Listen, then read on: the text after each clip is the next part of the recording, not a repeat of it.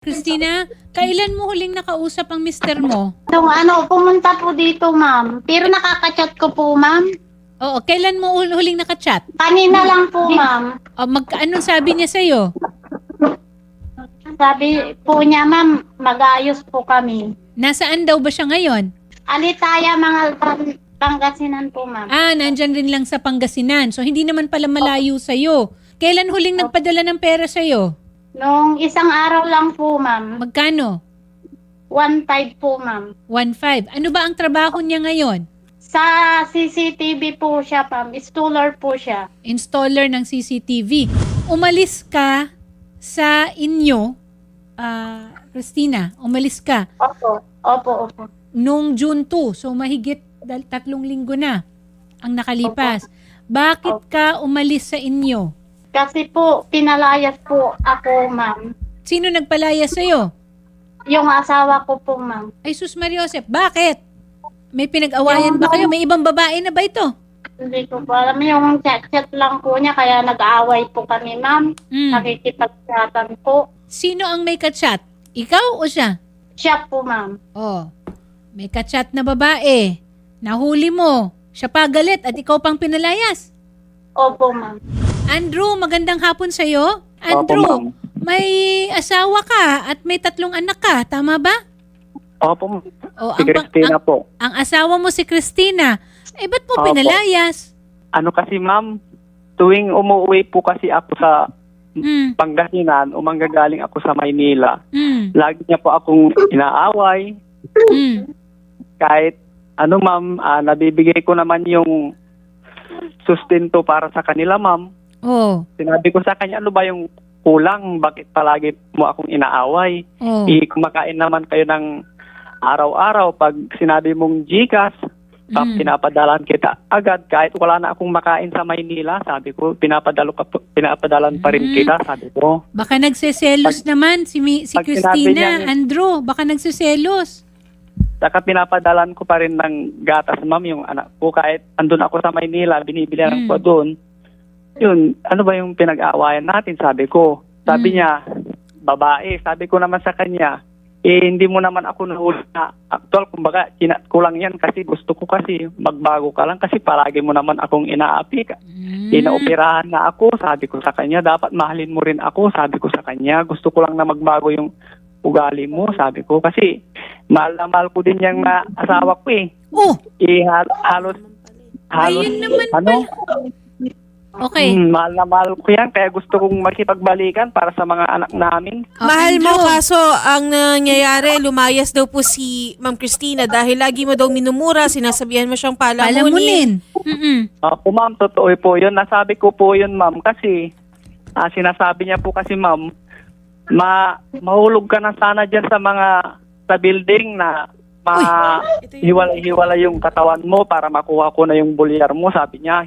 Tapos ilang beses na niyang sinabi na makarma ako, mabangga. Inaako ko pa yun. Kaso minsan, pero tinatawad ko pa rin siya, ma'am, kasi marunong naman yung Diyos eh. Magpatawad eh. Tinatawad ko pa rin. Andun pa rin yung pagmamahal ko, ma'am, sa kanila. Hindi pa rin Sige. nagbabago. Sandali lang, Andrew, ha? Eh, Kaya ako syempre nasabi naman, yun, ma'am. syempre naman, kung mahulihan ka ng asawa mo na merong kachat na ang pangalan ay Bicolanang single mommy, tapos magtatanong ng, hi, may asawa ka na ba, ma'am? Ikaw pa nagtanong eh. Tapos sumagot ng, hi, kumusta naman po kayo? Tapos Ano kasi- sumagot ulit ng, okay lang naman, ate, same lang din, single tayo. Hindi ka single eh.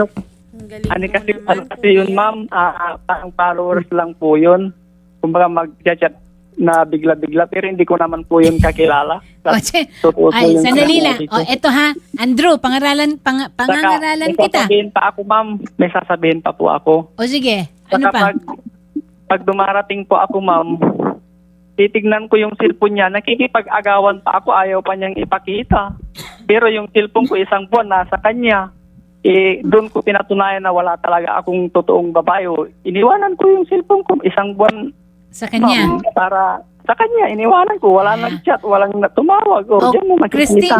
Christina, ikaw ba? Ba't ayaw mo naman ipakita ang cellphone mo? Ma'am, pinapakita ko, tinitignan niya po, ma'am. Ikaw ba ay mahal mo pa rin ba si Andrew? Kasi yung pinagsasabi niya po, ma'am, parang hindi ko matanggap na yung sinasabi niya. Masakit. Na, alam mo, opo, masakit po sa akin po, ma'am. Pero ngayon, na sinasabi niya, hindi nagbabago ang pagmamahal niya sa'yo. May sinabi pa sa akin, na ibinta mo yung sarili mo, pangbayad mo sa kuryente, sabi niya, ma'am. Andrew, ba't naman minsan masakit ka magsalita? Kasi po ma'am, sasabihin niya po na mamatay na ako, kaya po yung nasabi, kukuha ko, gusto ko na yung bulyar mo, sabi ganun ma'am, kaya ako rin nasasabi ko rin sa kanya yon. Mas masakit, totoo, mas masakit pa nga yung sinabi niya kasi mamatay na ako eh. Gusto sige. niya kunin yung bulyar ko ma'am eh. Ganito, Pero ha? gusto ko pa rin mag-ayos kami na mag-asawa, Okay, kaya very pinapauwi good. ko dito ma'am, pinapauwi ko po siya. Pagdating ko sa Maynila, tumiritso ako sa kanila, malakas pa yung ulan nung kahapon. O amang, inang, magandang gabi, pumasyal pa ako dito para kumustahin yung anak ko para makapag-ayos na kami. Kasi may pinag-usapan na rin kami sa barangay noong June 8, naayos na. Okay. Nag-ayos na kami sa barangay. Ngayon, yung ate niya, ba't naiiwan ka dito, Miji? Christina, Ributi, ba't naiiwan ka dito? Magpalamig muna kayo, sabi niya gano'n. O di bumalik ako sa Maynila ng 1 linggo. Kagawad, magandang hapon po. Opo. Ito bang si Christina at si Andrew ay minsan nang napagharap dyan sa barangay natin po? Opo, madam. Sa palagay nyo ba ay pwede pa po natin na ipatawag sila ulit at mamamagitan ang wanted sa radyo, ang Raffy Tulfo in Action. Meron tayong reporter na papadala doon, ano? Para magkaayos sila ulit. Maayos sila, ma'am. Madali silang ayusin. Ang kwan lang, madam, nakikialam kasi yung mga kwan nung In-laws. kapatid, saka kwan, yung mga in-laws silang dalawa nung pinag-usap ko silang dalawa. Okay sila. Nagkaayos na sila, madam eh. Ayun. Okay, nakita na natin kung paano. Ano ba saan ba kayo nakatira, Christina? May sarili kayo na pamamahay? Opo, sa Alikaya po, ma'am. Dyan sa Alitaya. Wala kayong kasamang iba. Wala po, ma'am. Okay. At kung sakasakali, pwede ka namang umuwi ulit na doon. Nandyan ka lang ngayon sa Puso-Rubio. Pero kung sasamahan, di ba, Shari? Kasi meron, alam mo, Christina at saka Andrew, ang isipin ninyo, yung 3 ninyong anak. Opo ma'am, yun Diba? yun po yung pinaghihirapan po ma'am. Ayaw ko po Ayun. silang mawala kahit naoperahan na ako. Gusto ko pa rin magtrabaho. Okay. Sige. Ganito ha. Pwede umuulan siguro pa. tayo manghingi ng tinatawag na marriage counseling, no? Oo. Kay Dr. Camila, attorney. Pwede. Apo. Kasama na rin doon na yung i-sponsor natin sila dito sa Maynila para makapag-relax sila. Pati kasama ang mga bata, no? Opo. Yung wala bang iniintindi muna, kundi yung kung ano yung magiging mabuti para sa kanilang pamilya. Okay ba yon? Yes, attorney. Christina, handa ka ba na makipag-usap at makipagkita kay Andrew? Parang date. Magde-date kayo, sponsored ni Senator. Okay ka doon, Christina? Kasi po, ma'am, yung pagmamahal ko, parang kasi ano na sinasabi sa akin. Ilang beses na po kasi, ma'am. Pang At ilang... saka pinagsabihan pa yung anak ko, maghahanap daw siya ng asawa naman. Ay naku, Andrew, kailangan bawiin mo yun. Hindi ma'am, hindi ko naman sinabi na namin. hindi ko naman sinabi ma'am na maghahanap ako eh. Willing sila dito sa bayan. Andito pa rin ako na nag-aantay sa kanila ma'am eh. Alam mo, Inaantay ko lang po sila. Ako lang yung nagpapakumbaba. Pumunta po ako dyan ma'am. Kahit malakas Alam- yung ulan. Pumunta po ako. Ganito, Gusto ko Andrew. na po silang umuwi. Okay, Kasi ligawan gusto mo ko, ulit. Ma'am, gusto ko kasi ma'am, kalimutan na namin yung nangyari. Gusto ko mag-ayos na kami na hindi na kami magsasabihan ng mga masasakit. Hindi na niya ako sasabihan ng masakit. Hindi ko na rin siya sasabihan ng masakit. Yun lang po yung gusto ko. Pagharapin namin kayo dyan, ma'am. Ayan, Bibigyan si namin Shari kayo mismo. ng chance na makapag-usap, makapag-date. Pero ilalabas po natin, papalam pa ako kay Rio. Ipapa-date namin kayo. Pero hindi po namin isasama yung mga in-laws po ninyo, yung hindi. mga kapatid. Anak, pwede. Gusto, Yes. ma'am, gusto ko lang po na suportahan yung mga anak namin. Ay, ayaw mo na Ay. makipagbalikan, ma'am? Gusto ko Ayaw ma'am, na po, magbalikan ma'am. kami. Hala, Ay, sir. ayaw na daw Andrew. Oh, baka kailangan mong ligawan ito ulit eh. Kaya, Mukhang masyadong nasaktan si Christina. Pag nag-aaway po kami, nakikialam po yung binan ko. Bakit? Saan ba nakatira yung biyanan hindi mo? naman po nakikialam yung biyanan, yung biyanan niya mami, mas lalong sabi pa lang, mas lalong nag-aaway pa nga sila. Nung nung nakarang taon pa, sinabi pang mangkukulam yung magulang ko. Mangkukulam ang mga magulang mo? Oo, yung magulang ko. Tumabot hanggang Okay. barangay yan. Matagal na. Ganito, meron ka pang isang...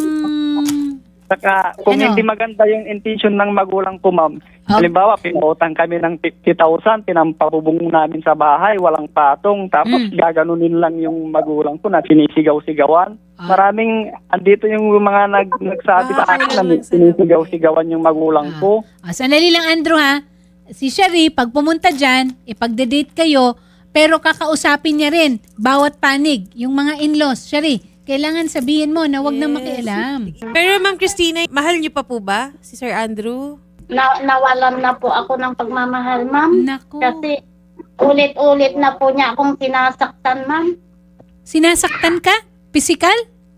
Hindi po. Yung mga salita po niya, ma'am. Nako. Ganon din po yung salita niya, ma'am. Mas masasakit pa yung salita niya. Naniniwala ako sa assessment ni Kagawad Samuel Mercado. No? Na okay sana kung silang dalawa lang. Kaya lang masyadong maraming nakikialam. No? At this point, ako palagay ko, Shari, dapat mo nang huminga. No? Parang cooling off period. No? Hindi naman ganun katagal. Pero para lang makapag-isip-isip ng mabuti. Pero at the same time, hindi dapat itigil ni Andrew ang pagpapadala ng pera. Okay? Tapos, isa-schedule natin na mag-usap sila sa harap mo, Shari. Oo, schedule po natin. Ma'am Christina, Sir Andrew, sasamahan naman po namin kayo Yes. sa office po ni Kagawad para po kayo po yung personal na makapag-usap. Kung wala na po talaga, lagi po nating i-consider, ma'am, nakasal po kayo. Kung wala na po talaga, pwede naman po kayong makapag-usap para po doon sa sustento po para sa bata. Pero ito po kaharap na po ng MSWD ng Magaldan, Pangasinan. Oo. Okay po? Ma'am, may sabihin lang po ako. Yes, sir. Pag nag-usap po kami sa barangay, gusto ko lang po na kaming dalawa lang po. Kasi nagkaayos na po kasi kami, mami. Kaso nasusulsulan sa mga Kaya nga. Yun nga, Oo, sir. yun nga. Kayong dalawa lang. Kung sakali, ma'am, Yes, sir. yung sustento, ma'am, kasi naoperahan na rin po ako. Magbibigay po ako ng sustento kung ano po yung kaya ko pong magtatrabaho po ako dito sa Pangasinan. Kasi malayo na po kasi yung sa Maynila, ma'am. Baka hindi na po ako babalik kasi hindi na ako nagpaalam. Kasi 2 linggo na pabalik-balik ako. Baka hindi na po ako babalik doon, ma'am. Okay. Kaya yung sinasabi nilang sustento, ma'am, kung ano yung masahod ko. Kaso, hindi na ako magtatrabaho kasi doon, ma'am. Kasi malayo. Malayo na yung Maynila. Sir Tapos, Andrew, pag-usapan na lang po natin Oo. sa barangay po. Lahat-lahat po. Bibigyan po namin kayo ng chance makapag-usap ni Ma'am Christina, ha? Sir, Opo. oo. Mangako kayo sa isa't isa, di ba? Kung may bago kayo, ayusin nyo para sa mga bata, mag-usap kayo para sa mga bata, di ba? Pag-uusapan po natin yan po lahat sa barangay, Ma'am Christina, Sir Andrew, okay? Salamat po. Opo. Magandang hapon po. Sir Andrew, thank you very much po. Magandang sige hapon po, ma'am. Salamat po.